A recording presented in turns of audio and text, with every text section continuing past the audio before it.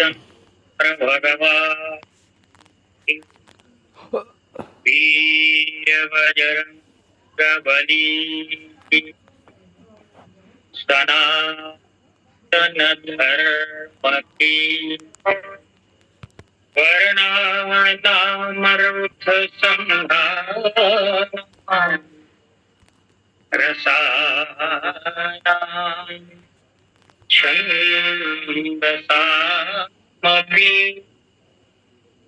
मंगलानां जगत्तारं वन्दे वाणिविना भवानी शंकरं वन्दे श्रद्धा विश्वासरूपिणम् आभ्यां विना न पश्यन्ति दिव्यं स्वान्तहस्तमीश्वरम् सीताराम गुणग्राम पुण्यारण्य बिहारिणौ वन्दे विशुद्ध विज्ञानौ कवीश्वर कपीश्वरौ श्री गुरु चरण सरोज रज निज मन मधुर सुधार रघुवर विमल जोदायक फल जोदायक फल बोल सियावर रामचंद्र भगवान की। मन परिष्करण ऑनलाइन में जुड़े हुए समस्त विद्वज्जन श्रोताजन, आदरणीय संगीता निषाद जी, जिनके अथक प्रयास से इस कार्य के लिए जो समुचित समय निकाल पा रही हैं व्यस्तता के बावजूद, उनको साधुवाद धन्यवाद के पात्र हैं। तो आइए, जैसे संकेत मिला है पिछले भाग में कुछ जैन प्रसंग की चर्चा मैं आप लोगों के बीच रखने का प्रयास किया था, उसी के आगे कुछ चर्चा रखने का प्रयास करूं। जहां इस प्रसंग को हम लोग छोड़े थे वह चौपाई को याद करते हैं।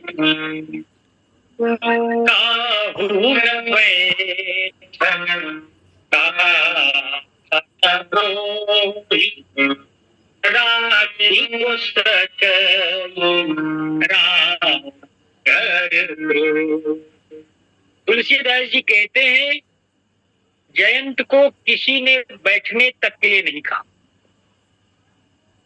हम और आप व्यवहारिक जीवन में कहते हैं, किसी के घर हम जाते हैं तो कहते हैं भाई बात मानना नहीं मानना अलग था, कम से कम बैठने के लिए तो कहता, कम से कम चाय तो पिलाता। आज के भाषा में कहें तो चाय भी नहीं पिलाया, पानी तक भी नहीं पिलाया, इतना निरादर। काहू ने बैठन कहा न वही।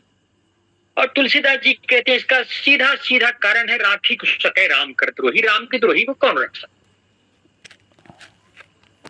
जहां संदेह आता है तुलसीदास जी उसका समाधान वहीं पर कर देते। लेकिन विद्वानों की मस्ती है। भगवान श्री राम का एक वचन है सुंदर कांड में। भगवान श्री राम कहते हैं, शरणागत कहूं चेत जई निज अनहित अनुमान ते नर पावर पाप मैं दिनहि लोकत।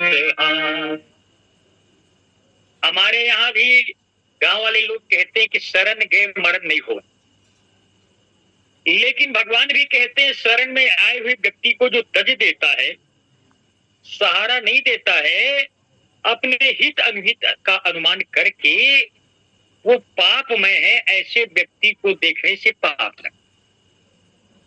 अब प्रश्न ये उठता है कि इस पंक्ति को केंद्र में रख कर यदि हम विचार करें तो जयंत को इंद्र ने भी नहीं रखा, ब्रह्मा जी ने नहीं रखा, यहां तक के भगवान शिव ने नहीं रखा, किसी ने नहीं रखा, तो इस पंक्ति का हम क्या करें? इसका सीधा सा अर्थ है कि कुछ लोग संसार में ऐसे हैं कि जिसकी रक्षा करना भी अधर्म हो जाता है। कुछ बातें संसार में ऐसे हैं जो संसारिक दृष्टिकोण से गलत है लेकिन आध्यात्मिक दृष्टिकोण से श्रेष्ठ हो जाता है। जैसे रामचरितमानस में हम सर्वत्र देखें तो एक ही बात समझ में आता है कि भगवान अहंकार को बिल्कुल पसंद नहीं करते। चाहे वो रावण का अहंकार हो, चाहे बाली का अहंकार हो, चाहे नारद जी का अहंकार हो, किसी के अहंकार को भगवान पसंद नहीं करते। उर अंकुर्यों गर्भ तरुभाती बेगी हूं मैं डारी हूं उत्पारी। अहंकार भगवान को पसंद नहीं है। लेकिन तुलसीदास जी कहते हैं अहंकार के रूप को यदि बदल दो तो भगवान को पसंद है।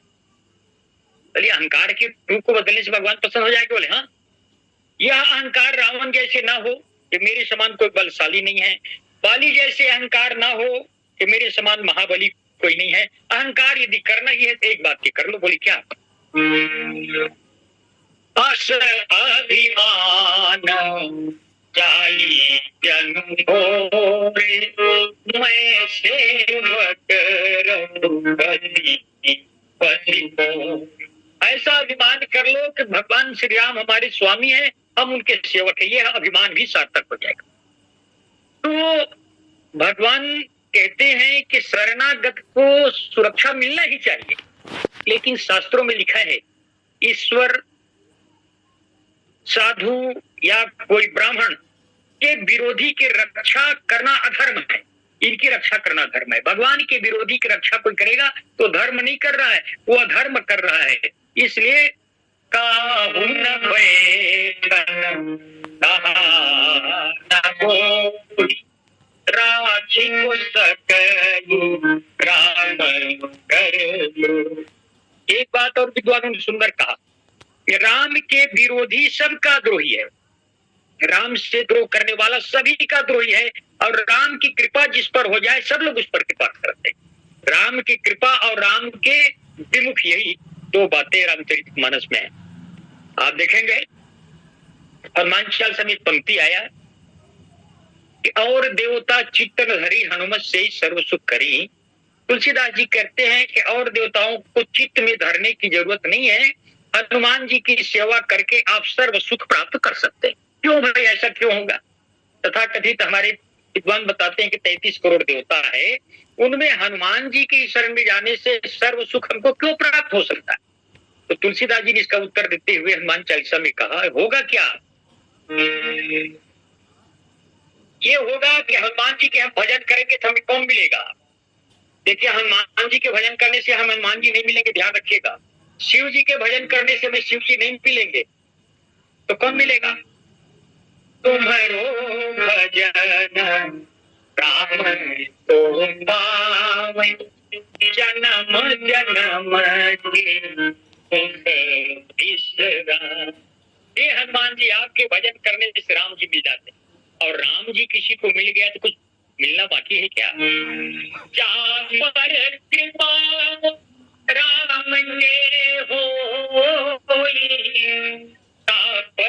कृपा करे सब कोई, काहू न बैठन कहा न होई, राखी को सकई राम कर दो। अथवा कोई भी जयंत को सुरक्षा देने का प्रयास करता, चाह कर भी राम विरोधी को सुरक्षा नहीं दे पाते हैं। बोले क्यों? यदि हम जयंत को सुरक्षा देंगे तो राम से हमें युद्ध करना पड़ेगा, राम से बैठ ठानना पड़ेगा। तो क्या हुआ? राम से बैठ ठान लीजिए। तो कहा गया कि राम से बैर तो ठान लेंगे, लेकिन बैर किससे करना चाहिए? बैर उससे करना चाहिए भुज बल सकई जीत जाही सो, जिससे बुद्धि और बल के द्वारा जीता जा सके, उसी से बैर करना चाहिए। तो क्या भगवान शंकर, क्या ब्रह्मा, क्या इंद्र, ये सब मिल करके भगवान राम से जीत नहीं सकते थे? जयंत को आश्रय दे देते, राम जी से युद्ध करते, हमने शरण दिया है। तो निषाद राज जी कहते नहीं, नहीं जीत सकते थे। बोले क्यों? सकल सुरासुर चुरई धारा, लेकिन रावण सराम ही समरन जीतन हारा। अरे देवताओं, 2-3 देवताओं की बात छोड़िए, तथा कथित 33 करोड़ देवता और संसार के जितने भी दानव हैं एक पक्ष में हो जाए और दूसरे पक्ष में हमारे प्रभु श्री राम धनुष बाण लेके खड़े हो जाए, राम जी से सब मिलकर भी पार नहीं पा सकते। इसलिए भैया राम से कौन द्रोह करे। काहू न बैठन कहा न होई, राजीव सजन काम कर जोड़ी। तुलसीदास जी कहते हैं,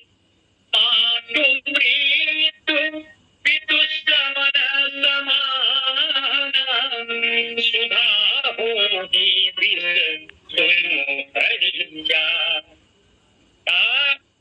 भगवान के विमुख होने से माता मृत्यु के समान, पिता यमराज के समान बन जाता है। सुधा हो ही विष, अमृत जो है वो विष बन जाता है। और मित्र करे शत्रुघ्न के करनी, जो मित्र हमेशा सहायक होता है दुख के समय, विपत्ति के समय मित्र सहायता के लिए ही मित्र होता है। भगवान कहते हैं कि मित्र तो वो है जो मित्र के दुख में दुखी हो जाए। अपने दुख को छोटा मानकर मित्र के दुख को बहुत बड़ा मानना चाहिए। और जो मित्र के दुख से दुखी नहीं होता वो मित्र काहेगा। मित्र तो मित्र के दुख से दुखी नहीं होता। नहीं बिलोकत पातक भारी, जैन मित्र दुख होई तुम्हारी, नहीं बिलोकत पातक भारी। मित्र वो होता है जो मित्र के दुख को देख करके दुखी हो जाए। भगवान राम ने जब सुग्रीव से मित्रता की तो जैसा भी हो सुग्रीव, लेकिन मित्रता के बाद सुग्रीव की आंखों में आंसू आ गए सीता जी के दुख को सुनकर। सुग्रीव जी रोते हुए कहा कि प्रभु मैं जब मित्र बन गया हूं, आंखों में जग भर के कहा कि प्रभु पिलही नाथ मिथिलेश कुमारी, नयन भरी बार। आंखों में आंसू भर करके सुग्रीव ने कहा कि प्रभु आप चिंता न करें, मिथिलेश कुमारी अवश्य मिल जाएंगे। तो मित्र के काम होता है सहयोग करना, लेकिन यदि भगवान विमुख हो जाए तो मित्र करे सतरिपु के करनी, और हमी बुध नदी बैतरनी, और सब जगताज अनल होते ताता, जो रघुवीर विमुख सुराना। देखिए भगवान से विमुख होने के बाद जयंत को ना तो नभ में स्थान मिला, ना जल में स्थान मिला, ना थल में स्थान मिला। सबसे पहले ये नभ में गया, आकाश में, स्वर्ग में गया। हरि निज रूप गयं प्रीतु पानी, राम विमुख राधा नहीं तारी, राम विमुख राधा नहीं तारी। हरि निज रूप गयं प्रीतु पानी, हरि निज रूप गयं प्रीतु पानी, राम विमुख राधा नहीं तारी। आकाश में गया, नभ में गया पिता के पास, और उसने राम के विमुख सुन करके, राम के विमुख जान करके शरण में नहीं रखा। तुलसीदास जी कहते हैं नहीं रखा, वो यमराज के समान दिखने लगा, पिता यमराज बन गया और जैन तो वहां से भगा। तो 3 स्थान है, जलचर, थलचर, नभचर, नाना। राम के विमुख होने से ना तो आकाश में स्थान है, ना तो जल में स्थान है, और ना तो थल में स्थान है। उसके बाद ये विबुधि नदी में उतरने का प्रयास करती, गंगा नदी के पास जाती, गंगा नदी बैतरनी बन जाती है। क्यों? राम के विमुख होने के कारण। और थल में भी, संसार में जब जाता ही है सब जगताही अनल दाता, जो रघुवीर विमुख सुनु भ्राता। भगवान के विमुख होने से रामचरितमानस में अनेक पंक्ति आई है। सबसे यदि राम के विमुख का उदाहरण देखना है, राम विमुख के हाल का उदाहरण देखना है, तो वो है राम विमुख यश हाथ तुम्हारा। मंदोदरी कह रही, राम विमुख यश हाथ तुम्हारा, कहा न कोई रोवरि भाता, रहा न कोई रोवरि भाता। राम विमुख यश हाथ, विमुख यश हाथ, विमुख यश हाथ तुम्हारा। राम के विमुख से रावण के जो दुर्दशा हुई, वो दुर्दशा किसी की नहीं हुई। रहा को कुल रोवनिहारा, उनके कुल में कोई रोने वाला तक मच गया। तो दो ही बातें, राम के विमुख होने से हानि क्या है और राम के सन्मुख या राम की कृपा पात्र होने से फायदा क्या है। यहाँ पर मानस पीयूषकार ने बहुत सुंदर बात लिखा, राम के विमुख होने से मातु मृत्यु पितु समन समाना, माता मृत्यु के समान हो जाती, और राम यदि कृपा कर दे तो तुलसीदास जी की क्या होगा।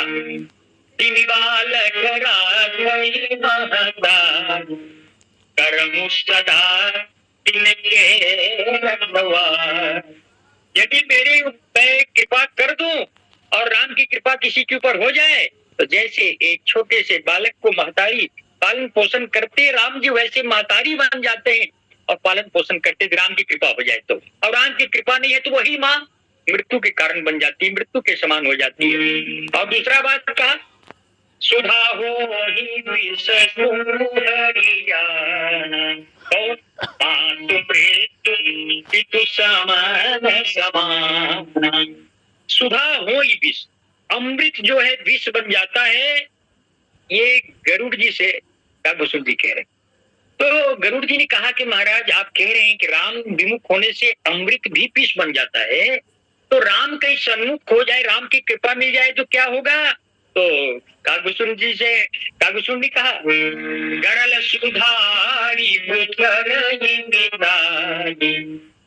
पद सिंधु अनल शीतलाई।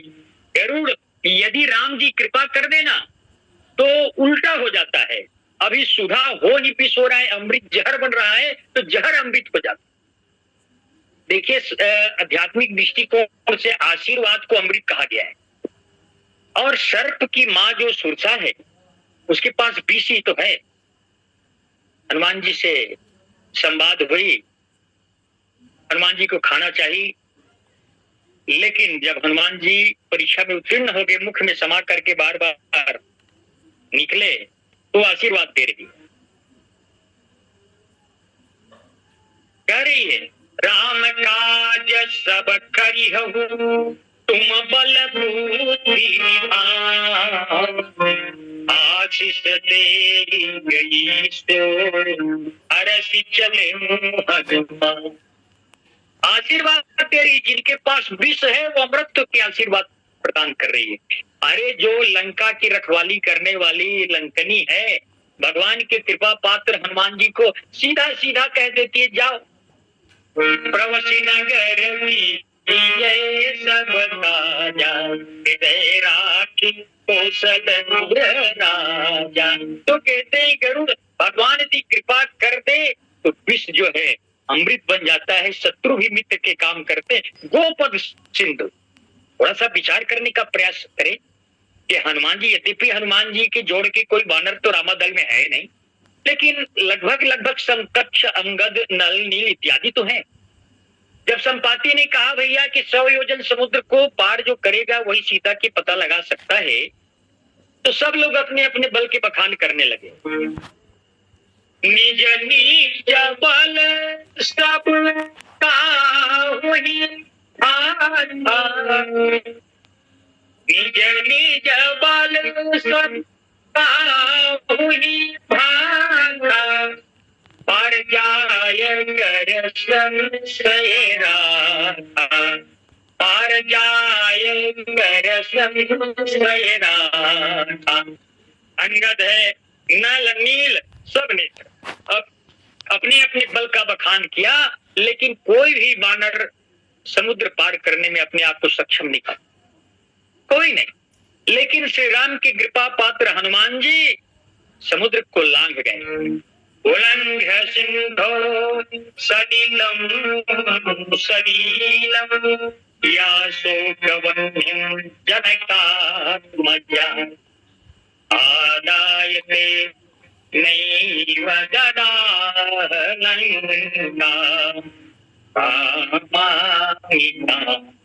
नमामि। फिर हनुमान जी महाराज लीला ही लीला में समुद्र को लांघ गए। लांघना और तैरना में अंतर है। हमारे सामान्य भाषा में तो लांघना का अर्थ होता है एक पैर इस पार दूसरा पैर इस पार, लांघ गया। तो गोपद सिंधु होने शीतलाई, यदि राम कृपा कर दे तो जो आग है वो भी शीतल हो जाता है, और हनुमान जी के लिए यही हुआ। धू धू करके लंका जल गई, लेकिन हनुमान जी के पास वहां कभी नहीं हो सका। तो भगवान के विमुख होने से क्या हानि है? गंगा नदी बैतरनी बनती है। बैतरनी के बारे में विद्वानों ने बताया कि इसमें बहुत तेज प्रवाह से धारा चलती है, जिसमें खून मज्जा इत्यादि रहता है। और गरुड़ पुराण में तो लिखा है, जीते जी कोई व्यक्ति गौ माता की दान करता है, वह उस बैतरनी को उसी गौ माता के पूंछ को पकड़कर आसानी से पार हो जाता है। तो भगवान से विमुख होने के बाद गंगा नदी, देव नदी गंगा बैतरनी जैसे जयंत को लग रहा है, और हनुमान जी बड़े बड़े समुद्र को पार कर देते हैं। और जग अनल होते ताकत, जहां पर चरण ये रख रहा है जयंत, वो जल रहा है, पैर अफोले पड़ रहे हैं, पूरा संसार तापमय हो गया। लेकिन राम जी कृपा कर दे तो आग में भी शीतलता आ जाती है, तो आग शीतल हो जाती है। तो ऐसा जो इनका स्थिति है जयंत का, राम के विमुख होने से क्या परेशानी है, राम की कृपा होने से क्या फायदा है, ये तुलनात्मक विवेचन मानस पुरस्कार ने लिखा। लिखते हैं कि जयंत जो है स्वर्ग में स्थान ढूंढ रहा था। इंद्रलोक तो स्वर्ग में ही है ना, लेकिन भगवान के विमुख होने पर स्वर्ग की बात छोड़िए, स्वर्ग में स्थान ढूंढ रहा था, ब्रह्मलोक में स्थान ढूंढ रहा था, कैलाश लोक में स्थान ढूंढ रहा था। लेकिन तुलसीदास जी कहते हैं, लोक उपेत विदित राम विमुख फल नरक। भगवान से विद्रोह करने के बाद, द्रोह करने के बाद यह स्वर्ग में जगह ढूंढ रहा था। अरे राम के विरोध करने वाले को जयंत नरक में भी जगह नहीं मिलता है। तो ऐसी स्थिति हो गई, नारद जयंत जी भटक रहे हैं, और तब तक के नारद जी व्याकुल हुए, जयंत व्याकुल हुए घूम रहा है, तीनों लोकों में घूम रहा है, चारों तरफ घूम रहा है, पीछे बाण लगा हुआ है। और इस व्याकुल जयंत को देख लिया नारद जी ने। नारद देखा विकल जयंता, लागी दया को मल चित संता। नारद देखा, नारद जी ने व्याकुल जयंत को देखा, लागी दया कोमल चित संता। इसका अर्थ ये कि नारद जी ने जयंत को देखा, और व्याकुलता के कारण जयंत ने नारद जी को नहीं देख पाए।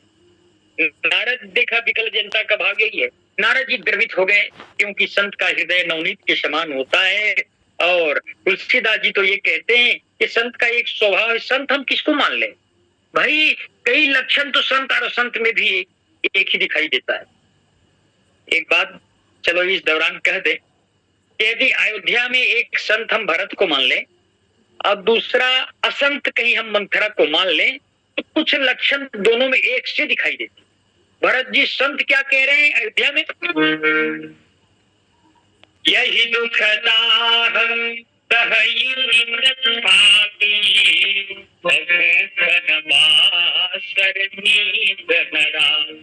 संत के लक्षण है। संत कह रहे हैं कि राम जी के विरह में छाती जल रहा है और दिन में ना तो भूख है और रात्रि में नींद है। ये संत का लक्षण।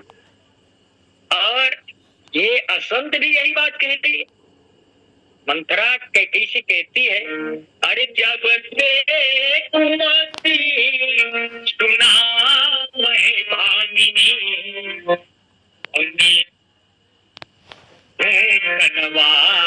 सरनी जा। जब से कुमति मैंने सुना, कौन सी कुमति? कि राम को तिलक दिया जा रहा है, यह कुमति सुना तब से दिन में भूख नहीं, रात में नींद नहीं। तो असंत का भी लक्षण यही है। और हृदय भी मंथरा की जल रही है। पूछ सिलोगन छाहु, पूछ सिलोगन छाहु, राम तिलक सुनि भावुर साहु, राम तिलक सुनि भावुर साहु, पूछ सिलोगन छाहु। तो हम वेशभूषा के द्वारा संत को हम पहचान नहीं सकते, कुछ आचरणों के द्वारा भी संत को हम पहचान नहीं सकते। तो वास्तविक संत कौन है? क्या जिनके वस्त्र संतों जैसा है, भगवा वस्त्र है, चंदन धारण किया है, कमंडल पकड़ा है, वो संत है? हम किसको मान ले?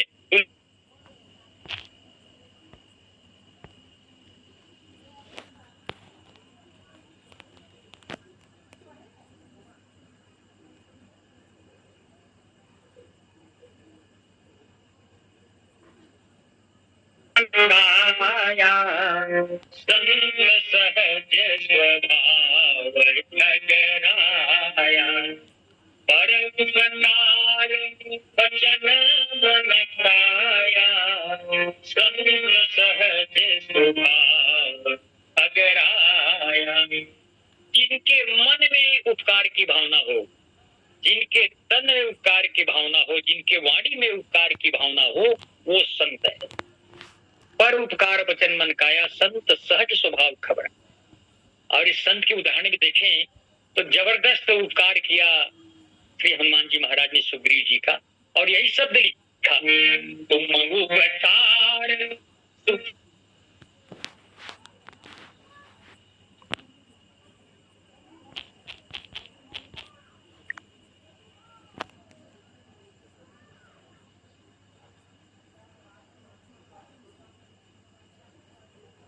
देखा विकल जयमुता,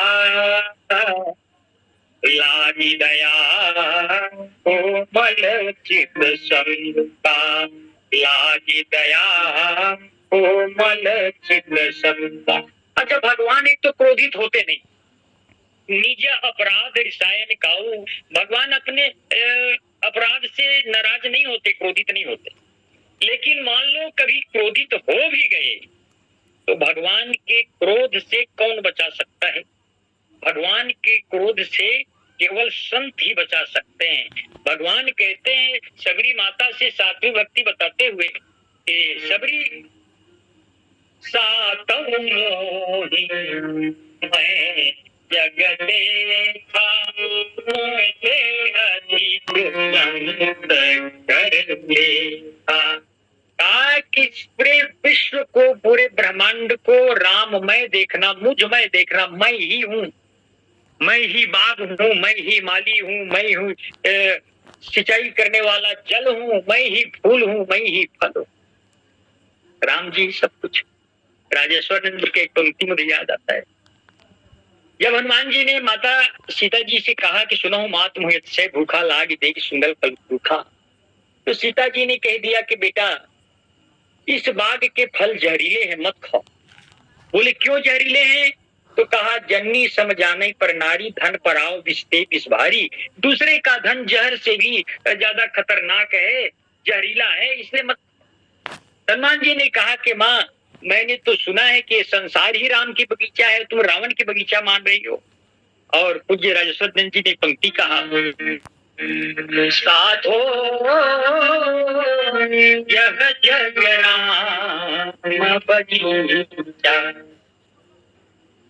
ये संसार जो है राम जी की बगीचा है और राम जी इस बगीचा के फूल हैं, पौधे हैं और सब कुछ राम जी हैं। तो भगवान ने कहा है कि सातों मोहि मैं जग देखा, मोती अधिक संत कर लेखा। तो संत ही है जो भगवान के क्रोध से बचा सकते हैं। तो नारद जी ने कहा कि जयंत तुम चिंता मत करो, ये बाण तुम्हें मारना नहीं चाह रहा है। यदि मारना होता तो बहुत पहले तुम निपट गए होते।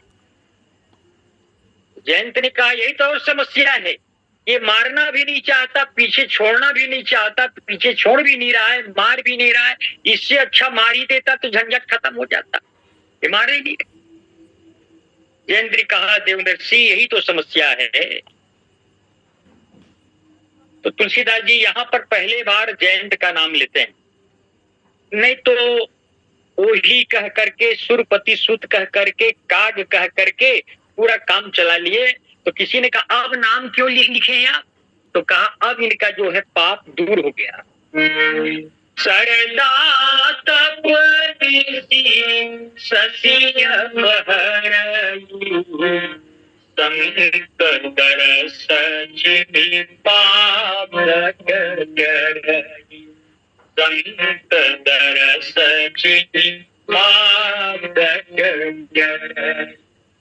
नारद देखा विकल गयंता, लागी दया कोमल चित संता, लागी दया कोमल चित संता। एक सुंदर भाव यहाँ पर प्रस्तुत करेंगे। भगवान की जो लीला है वास्तव में अपरंपार लीला है। भगवान किसी पर प्रसन्न हो जाते हैं तो भी फायदा है, भगवान किसी पर क्रोधित हो जाते हैं तो भी फायदा ही फायदा। एक कवि ने तो सुंदर बात कहा, खींचे तो मुक्ति गई और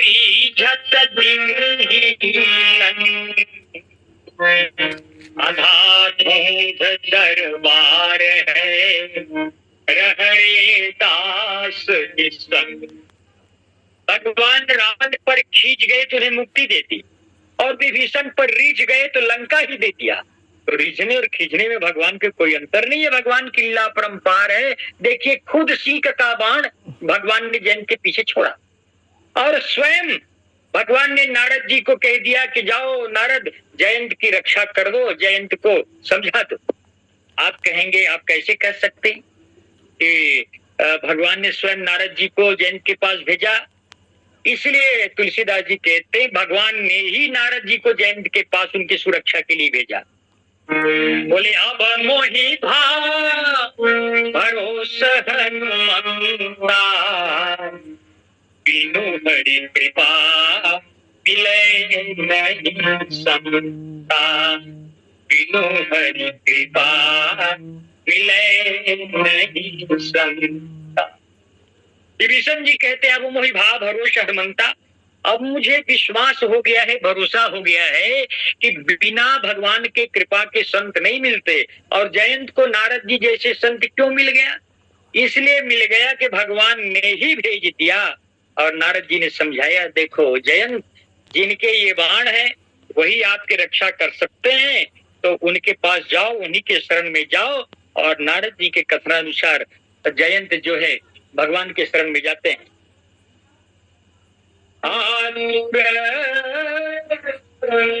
आतुर सभाय कहसी पद जाई, त्राहि त्राहि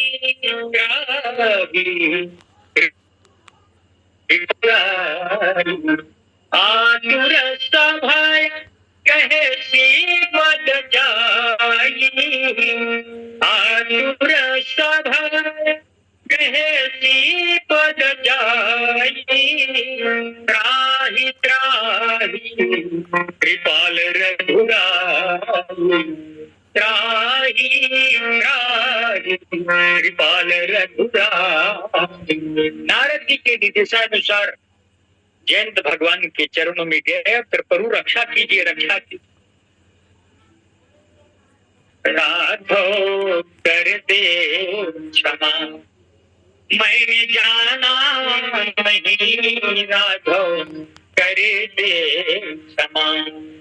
सुत विषयक मम आके कारण, सुत विषयक मम आके कारण, परम प्रभु को पहचाना नहीं राघव कर दे क्षमा, मैंने जाना नहीं राघव कर दे क्षमा। सुन कृपाल अतियार वाणी, एक नयन करी सजा भवानी, एक नयन करी सजा भवानी। भगवान को आर्तवाणी बहुत प्रिय है। कोई आर्तवाणी से भगवान को पुकारता है तो भगवान दौड़े चले आते हैं। आर्तवाणी सुन करके भगवान ने एक नयन करी तजा भवानी, एक आंख को फोड़ करके छोड़ दिया। देखिए संसार में बहुत लोग एक आंख वाले हैं। एक आंख नहीं रहने से ज्यादा नुकसान नहीं है। यदि किसी व्यक्ति से पूछा जाए एक आंख से 1 किलोमीटर की दूरी दिखाई देती है तो 2 आंख से कितने किलोमीटर की दूरी दिखाई देगी? उत्तर होगा 1 किलोमीटर ही दिखाई देगी। तो भगवान ने सोचा इसका काम भी चलता रहे और दंड भी मिलता रहे, इसलिए एक नयन करी सजा भवानी, तुनि कृपालयति भगवान। दूसरा भाव, जयंत संसार में जितनी भी माताएं हैं सबको एक दृष्टिकोण से देखो। जिस दृष्टिकोण से अपनी माँ सची को देखते हो उसी दृष्टिकोण से सीता को देखो, संसार की सब माता को देखो। इसलिए एक दृष्टि बना दिया 2 दृष्टि से। एक नयन करी सजा भवानी, सुनि कृपालयति आरतुआ। तो भगवान ने एक आंख ले लिया। विद्वान कहते हैं भगवान का यदि बाण चढ़ गया, चाहे सीख का ही बाण क्यों ना हो, तो कुछ न कुछ देना ही पड़ता। परशुराम जी के सामने भगवान के बाण चढ़ा तो परशुराम जी ने तप से प्राप्त जितने भी कुछ प्राप्त हुआ था तब से भगवान को समर्पित कर दिया। एक बार भगवान श्री राम ने समुद्र के सामने बाण चढ़ा दिया तो समुद्र ब्राह्मण का वेश बना करके आकर के रोने लगे, गिड़गिड़ाने लगे, प्रभु मर्यादा परी पुनि तुम्हारी खिन्नी। भगवान ने कहा ये बाण चढ़ गया है तो इसको कुछ न कुछ तो देना ही पड़ेगा, समुद्र क्या करें? तो समुद्र ने कहा कि प्रभु चढ़ ही गया है। यही शरम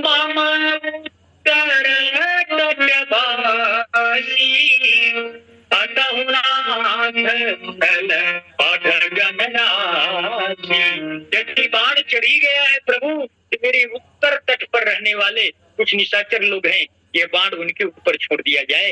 तो भगवान के बाण कभी निष्फल नहीं होता है। चढ़ गया तो उनको कुछ न कुछ लक्ष्य तो चाहिए ही। इसलिए तुलसीदास जी कहते हैं भगवान के बाण अमोघ है। तो परशुराम जी के तपस्या को ले लिए भगवान ने, समुद्र के उत्तर तट में रहने वाले राक्षसों को मार करके बाण को संतुष्ट किया और जयंत के पीछे 2 बाण लगाए थे। एक नयन करी सजा भवानी,